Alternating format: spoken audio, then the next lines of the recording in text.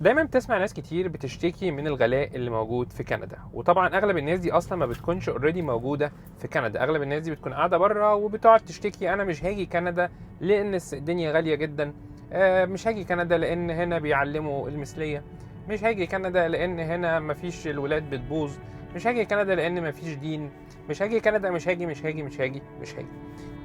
وقبل ما اتكلم على الاسباب والتبريرات والحاجات ديت اصلا هي عامله ازاي، يعني انا حابب اسال الناس دي اصلا سؤال: هو انت اصلا مش بتكلم باي طريقه وحشه والله، هل انت اصلا ينفع تيجي كندا؟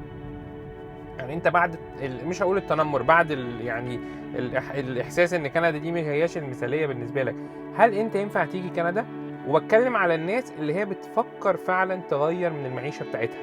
يعني واحد فكر ان هو ينقل من بلد لبلد ومش عايز يروح الخليج، فهو عايز يروح يشوف دوله بره. فهل انت اصلا ينفع تيجي كندا ولا لا؟ تعالى تعمل ايه عشان تعرف الموضوع ده. هبعت لك، احط لك لينك كده في دلوقتي في الفيديو، لو انت بتشوفني على اليوتيوب هتلاقي اللينك طالع، لو مش في اليوتيوب هتلاقيه في الكومنتس على الفيسبوك. حاول تحسب الدرجات بتاعتك بس عشان تعرف تيجي كندا. بس نصيحة ليك: الناس اللي هي على طول متنمرة على اوضاع البلاد التانية هي نفس الناس المتنمرة على الوضع في بلادها، هي نفس الناس اللي لما تروح اي حتة ايا كانت الحتة دي كويسة او مش كويسة او متوسطة هتلاقي الناس بتتنمر. فنصيحة ليك: حاول ان انت تهدئ من روعك في التنمر. وانا هكلمك دلوقتي هقول لك الحاجات المخاوف اللي جواك دي اصلا انت بتعالجها ازاي هنا واحده واحده. لكن حبيت بس اقول لك يعني ما يعني بحس من ناس كتير كده، من الناس المتابعه، هو بيتابع واحد عايش في كندا وكل حاجه، وواضح انه مهتم لان كتير مشاهدات كتير، لكن لما تيجي بقى للفعل الحقيقي لا تلاقي فيه ايه: انت اصلا انت عامل كده ازاي، البلد ما تعش، مش عارف، حاجات زي كده. تمام؟ ومش بتكلم عن الناس اللي عايشه هنا دلوقتي، الناس اللي عايشه هنا ده موضوع اخر، بتكلم عن الناس اللي عايشه بره. تعالى كده نتكلم مثلا على الجزئيه بتاعه الغلو بتاع كندا. الغلو بتاع كندا لما تيجي تفكر فيه، انت محتاج تفكر فيه هو مين اللي بيتكلم على الغلو. هل هو مثلا فرد لوحده، انت واحد شاب قاعد لوحدك وبتفكر في الغلو، وانت هتيجي ازاي؟ لان موضوع الاتنين دول مرتبطين ببعض. تعال نتكلم على شاب عايش جاي كندا لوحده وبنشوف موضوع الدنيا كندا غالية عليه ولا لا. وتعالى نتكلم لو انت برضو جيت مدينة متوسطة، يعني مثلا حتة مثلا كده في متوسطة المصاريف، يعني حتة مثلا في كالجري، او مثلا رحت مانيتوبا، رحت ساسكاتشوان، او اي حتة من الاماكن اللي مش غالية دي. اولا انت لو انت جاي وتعليمك كويس، الانجليزي بتاعك كويس، وبتعرف تتكلم وتعبر عن نفسك وتشرح انت بتعمل ايه، وشغال في بروفيشن اصلا كويسه، which is اللي هي هتكون حاجه من الناس اللي جايه عن طريق الهجره. وانا بتكلم، خلينا نتكلم على المثال الاول، الشخص اللي جاي عن طريق الهجره، لان الطالب ظروفه بتبقى صعبه جدا، ولو انت جاي عمل خلاص انت عمل، انت اوريدي امورك سهله. فانا بتكلم على الشخص اللي بيشتكي ان كندا غاليه وهو جاي هجره. انت لو جاي هجره المفروض ان انت انسان تعليمك كويس، لغتك كويسه، معاك فلوس اوريدي، فبالتالي هتعرف تصرف على نفسك لحد ما تلاقي شغل. طب نيجي لحته الشغل، انت هتلاقي شغل ولا مش هتلاقي شغل؟ يعني هل كل الناس اللي بتيجي كندا لازم تدور وتشتغل شغلانات كاجوال ويبقى مطلع عينيه ومش عارف ايه؟ لا، ناس كتير جدا بتيجي وبتدور شويه على شغل، بس هي بتكون مقرره ان انا فروم داي 1 انا مش هشتغل غير في الشغلانه بتاعتي. فلو ما اشتغلش غير في الشغلانه بتاعته، اولا بيبقى مرتبها كويس وساعاتها كويسه، وبتبقى انت مبسوط في الحاجه اللي انت بتعملها وبتاخد مرتب كويس. المرتب الكويس بقى ده اللي انت يعني اقل حاجه هتاخدها لو انت بتكلم انت شاب لوحدك وعايش في حته زي في كالجري ولا حاجه. الابارتمنت الوان بيدروم ابارتمنت اللي موجوده في كالجري اعتقد في حدود الكام، اعتقد في حدود مثلا $1500 حاجه زي كده، في الحدود دي 1 بيدروم ابارتمنت.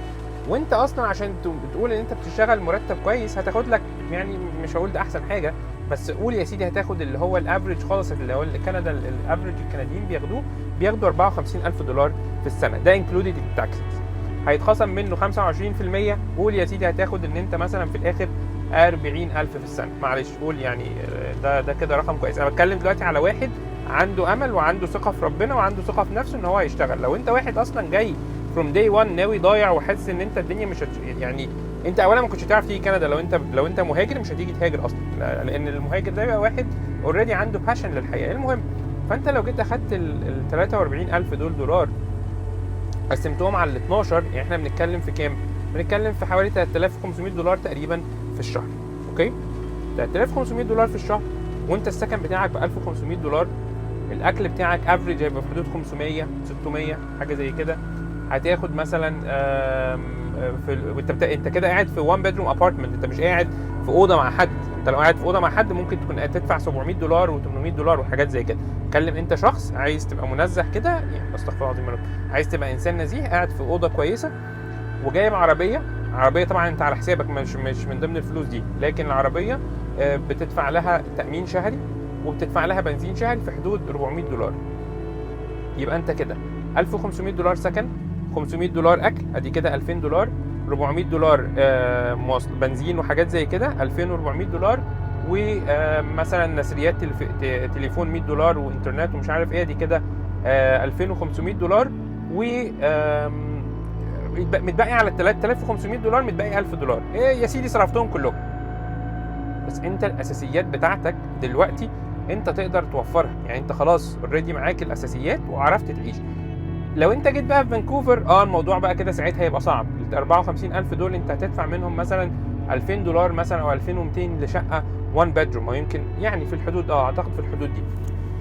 فانت دلوقتي وانت بتتكلم مع واحد، لما واحد يقول لك كندا غاليه، كندا غاليه، طبعا المفروض ان انت يكون معاك فلوس اكتر من كده، بس لما تيجي بقى تقارن، ودي النقطه الرئيسيه، لما تيجي تقارن انت بتقارن بمين؟ يعني انت حضرتك غاليه على ايه؟ انت اصلا انت عندك، انت عايش في المكان اللي انت عايش فيه، هل انت يعني الرجل الثري اللي مقطعها؟ ما انت قاعد عمال تشتكي من الغلاء عندك، فاهم؟ وما بقولكش انت تيجي، يعني الموضوع ما هواش بيوزعوا تذاكر يا نصيب هتسافر كندا بكره الصبح يلا يا باشا يلا يا بيه. الموضوع صعب، لان هو برضو انا بحس برضو في نوع من انواع الضغط على الناس اللي هنا. خليني اتكلم عن نفسي، اللي هو الناس اللي بره، لان انا بقيت اكسبوزد اكتر ليكم يعني بره.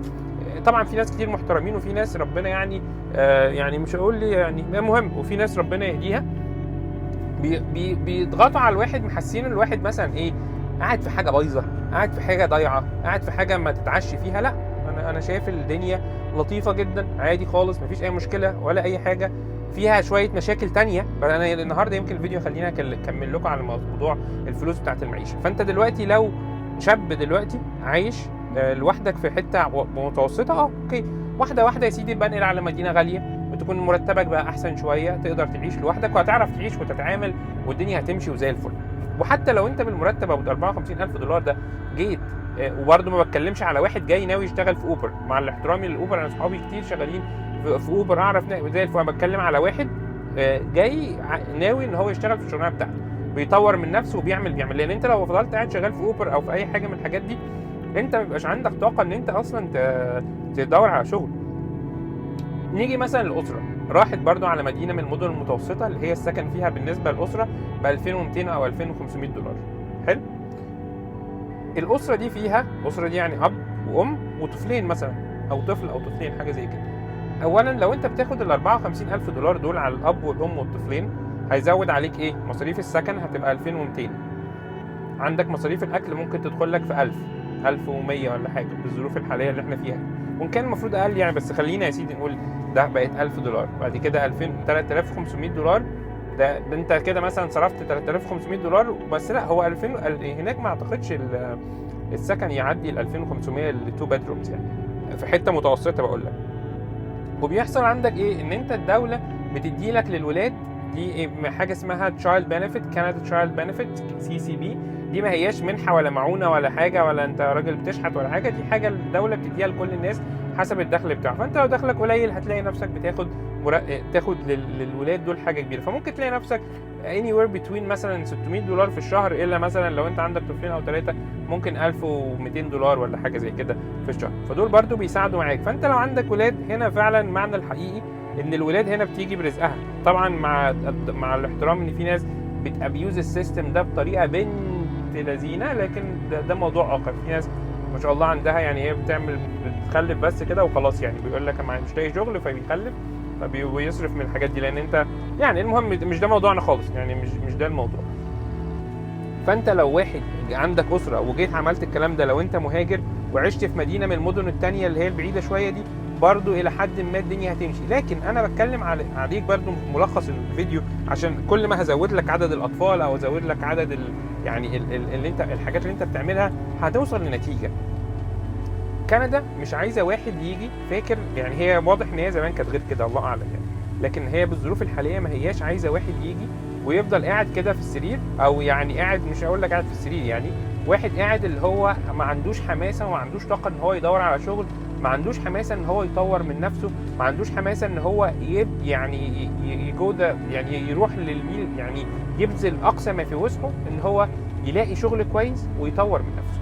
من غير الحاجتين دول صدقني انت لو انت في بلدك شماخر في البتاع، هتيجي هنا يقول لك انت لا والله انت محتاج كلاس 4 عشان تسوق اصلا، انت فاهم؟ ودي حاجه حقيقيه، يعني انت بتبقى انت معاك رخصه بقالك 10 و15 و12 سنه، في 10 و15 و20 سنه في بلدك، ويجي يقول لك انا لا والله بص انت محتاج تطلع رخصه تاني من اول وجديد، وبتلتزم وبتعمل حاجه زي دي وبتطلعها. بس لما يجي يقول لك بقى في الشغل الريزمي مش ما ينفعش تمشي بالطريقه دي، تقول ايه ده اشمعنى الريزمي ما يمشيش؟ طب انت ما هي البلد ليها شروط، البلد ليها طريقه، البلد ليها حاجات. لما يجي مثلا تروح انترفيو مثلا وما تعرفش تتكلم وتطلع تقول يا عم ده العنصريين وما بيتكلموش كويس معايا، انت واحد رايح دوله تتكلم بالانجليزي او بالفرنساوي وداخل انترفيو مش عارف تعبر عن نفسك، هم الغلطانين ولا انت اللي غلطان؟ انت رايح تشتغل ايه؟ انت جيت ليه اصلا البلد ده؟ عشان تتعامل في البلد، مش جاي تتكلم مع العرب صحابك، يعني ده حاجه اجتماعيه. انما في حياتك العمليه انت رايح تتكلم مع ناس هيتكلموا بالانجليزي، بيعبروا وبيشرحوا وبيبيعوا حاجات يعني حياتهم كلها بالانجليزي. بس فهي دي ملخص الموضوع بتاعي. المرتب ب 54,000 ده صدقني انت لو واحد اشتغلت في المجال بتاعك اللي هو اصلا مجال كويس من الناس اللي هي جايه الهجره، هتلاقي ان شاء الله ربنا يكرمك وتلاقي الامور واحده واحده بتتحسن، وسنه ورا سنه ورا سنه بتلاقي نفسك مرتبك زاد، وبتدخل بقى في البروسيس بتاعت البلد وتعمل بقى حاجه زي الRRSP اللي هو الريتايرمنت سيفنج بلان حاجات، تعمل حاجات كتير وتلاقي نفسك متماشي مع البلد. انما طول ما انت جاي وقاعد او انت قاعد بره ومتخيل ان الدنيا هنا غاليه ومش هتعرف تعيش، طبعا الانسان بيحط قيد لنفسه مش عارف يتحرر منه. بس فهو ده يعني ملخص الموضوع، واللي انا عايز اقوله بالنسبه لكندا غاليه ولا مش غاليه. يعني لو تسالني برضو قبل ما اقفل الفيديو، هل بالمعنى الاخير هل كندا غاليه ولا لا؟ انا شايف كندا غاليه مؤخرا، الايام ديت بقت غاليه بسبب ارتفاع الاسعار والتضخم وحاجات زي كده، البيوت بقى شرائها صعب. بس ده الموضوع ده في كل حته في العالم، يعني انتوا في بلاد انتوا عارفين التضخم فيها موصل الحاجات لدرجه ايه، فاحنا ما ينفعش ان احنا نكون احنا عايشين وفي حتت والدنيا فيها اصلا صعبه ونقول لا والله دي صعبه هي كمان. طب ما الدنيا كلها صعبه يعني، ونفس الكلام في بلدك اللي انت عايش فيها، لا البلد عندي غاليه، طب ما انت كندا اللي انت بتفكر فيها غاليه هي كمان. فانا قصدي بس ان انت تخلي عندك حاجه الاكسبكتيشنز بتاعتك تكون يعني محدده. ودي كانت حاجه كده، كنا حضرنا ايفنت من الشهر 12 مع اوسم ايجيبشنز اوف فانكوفر، وكان في صديقه اسمها يسرا القارح، وهي يعني مدربه في تنميه بشريه وحاجات كده، كانت بتتكلم على موضوع الاكسبكتيشنز، ان انت توقعاتك تبقى محدده. هبقى اعمل عليه فيديو مخصوص، لكن بس ده الغرض اللي انا يمكن الفيديو ده طالع هتكلم عليه. بس اتمنى يكون الفيديو كده عجبكم. لو عندكم اسئله الناس اللي موجوده بره، لو عندك حاجه محدده واضحه بالنسبه للفلوس، يا ريت تكتبها لي بذوق وادب، او باي طريقه انت عايز تكتبها، وانا بتعامل بناء على هذا الموضوع، مفيش مشكله. وبس، وان شاء الله اتمنى لكم السعاده والخير والتوفيق، وما تنساش بس تعمل لايك للفيديو او لاف للفيديو او متابعه للصفحه حسب ما انت بتتفرج عليا. شكرا جزيلا والسلام عليكم ورحمه الله وبركاته. كندا افضل ولا اوروبا؟ السؤال ده ناس كتير بتفكر فيه، ناس كتير عايز توصل لاجابه ليه. النهارده هكلمك على من وجهه نظري هل كندا افضل ولا اوروبا، والكلام ده مش هكلمك على اوروبا من وجهه نظري الشخصيه، هكلمك من حكايات ناس بتتكلم على يوروب. ولما بتكلم على يوروب برضه بتكلم على مدينه واحده وهي اليو كي. طبعا موضوع المقارنات ده موضوع بياخد حيز كبير جدا من تفكير الناس في فكرة المعيشة في اي بلد. لما يجي يفكر كده انا هطلع اعيش في اوروبا ولا اعيش في كندا ولا اعيش في امريكا ولا اعيش مش عارف ايه. هنبقى نتكلم بعدين على موضوع امريكا وكندا، ويمكن اتكلمنا عليه قبل كده، بس النهارده تحديدا هنتكلم على اوروبا. وهكلمكم من وجهة نظر حاجة معينة جدا، وهو الكلام اللي الناس بتقوله. طبعا يعني ناس كتير من الشركه اللي انا فيها حاليا، ناس كتير منها اصلا اوريدي من اليو كي، لان هي الشركه اصلا انجليزيه.